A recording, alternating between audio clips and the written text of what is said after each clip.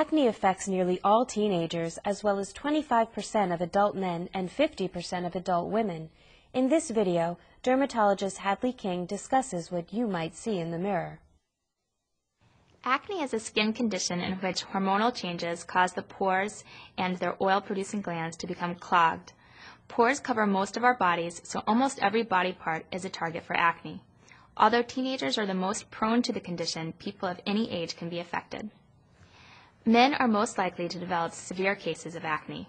That's because male hormones, called androgens, have the greatest effect on the skin's oil glands. On the other hand, women's monthly hormonal changes make them more likely to experience occasional acne well past their teenage years. Even the hottest celebrities aren't immune to acne's effects. Brad Pitt still bears scars and pockmarks from his teenage acne, and Jessica Simpson has openly talked about her struggle for clear skin. Acne's no fun, that's for sure, so why on earth do we get it? During puberty and times of stress, the body's hormone levels elevate. This causes sebaceous glands in the skin to produce more oil. In addition, when hormone levels are high, skin cells shed more rapidly. When dead skin cells build up inside pores, they catch around hair follicles and block the pores' openings. With no place to go, the skin's oil, dirt, and bacteria get trapped in the pore. This causes the surrounding cells to swell, turn red, and become painful to the touch. The type of acne that results, blackhead, whitehead, pimple, or cyst, will depend on how much oil accumulates and how your body responds to the oil. And while you can't get rid of acne entirely, there are some factors that may increase your likelihood of breaking out. It's no coincidence that a pimple will show up just before a hot date, big meeting, or other important event.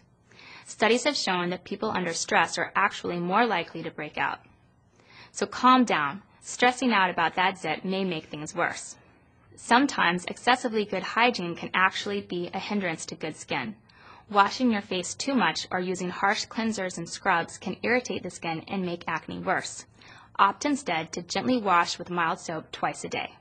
Cosmetics, particularly liquids, creams, and gels, may block pores, causing acne. Medications that affect your hormones can also cause you to produce more oil and prompt a breakout. Even humidity and overexposure to the sun can prompt a zit or two. Both irritate the skin, making it easier for acne to take root.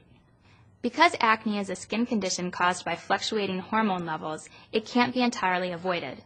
The good news is mild and moderate cases of acne will diminish with over-the-counter medications and cleansers. Remember, you should see a dermatologist if your acne is particularly painful, leads to scars, or resists treatment.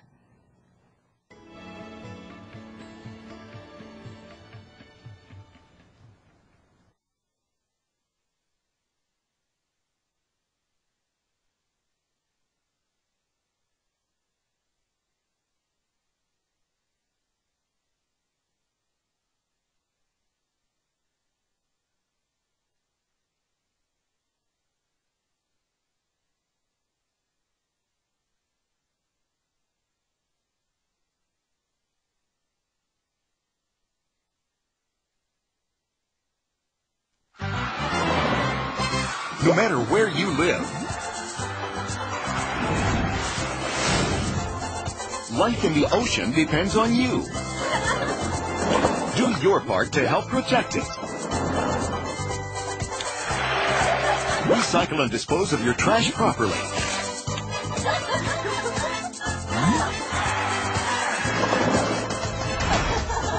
To learn what you can do, go to keepoceansclean.org.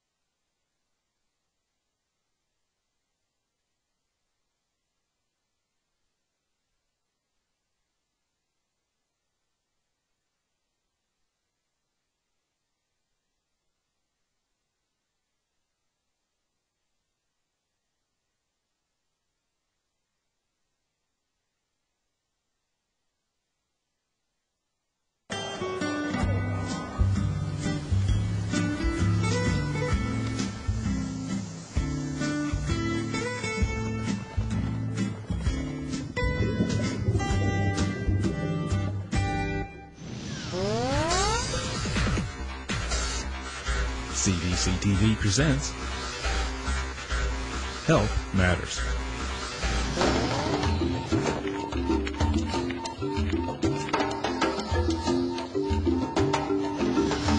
You can anticipate what can go wrong prior to traveling and come up with good solutions, then it's just going to be this phenomenal experience. We at CDC want you to be healthy when you travel. We get a lot of education about foodborne precautions and water precautions. There's the saying about foods, boil it, peel it, or forget it. Strictly consuming bottled water is probably where you want to go. And that would include cleaning your teeth with bottled water. It's better to stay away from roadside vendors. We will ask people to be very careful about the selection of food. And piping hot food that has been cooked recently is generally safe. The most common cause of preventable deaths in those traveling overseas are motor vehicle accidents. Motor vehicles, again, are not what we think of in terms of road safety in the United States. I could not believe that the rules of the road there are no rules of the road. There are a number of risks that people face while they travel. Many people are on vacation to partake in adventurous activities, those once-in-a-lifetime activities that might have certain inherent risks associated with them. Nothing is worse than getting sick while you're traveling and trying to, enjoy an experience and then have it totally destroyed by feeling sick. Engaging in regular hand washing. It's probably the most effective and simple way to avoid the transmission of many illnesses that a person could face. Insect repellents can help reduce exposure to mosquito bites that may carry viruses or parasites that can cause serious illness and even death. Using insect repellent allows you to continue to play and work outdoors with a reduced risk of mosquito bites. We probably don't realize that there are 50 to 80,000 deaths from rabies around the world every year, mostly in Asia and Africa. The advice that we give all travelers is just to avoid animals, especially in countries with high risk for rabies. Just being cramped in one spot for a long period of time can be a health risk. People who are on flights 4 hours or more are twice the risk of developing a DVT. A warning sign for deep vein thrombosis is any type of a pain, like a muscle pain, deep muscle pain that you suffer in a leg or in an arm during travel on an aircraft or shortly after travel. There are things people can do to alleviate this problem. For example, wearing light, loose-fitting clothes, staying hydrated, taking occasional walks down the aisle. While we don't want to deter anyone from traveling, it's important that they maintain common sense. Traveling is a tremendous experience. It's one of the greatest learning experiences that people have. From start to finish, it was just the most unbelievably fun, interesting, life-affirming experience I've ever had.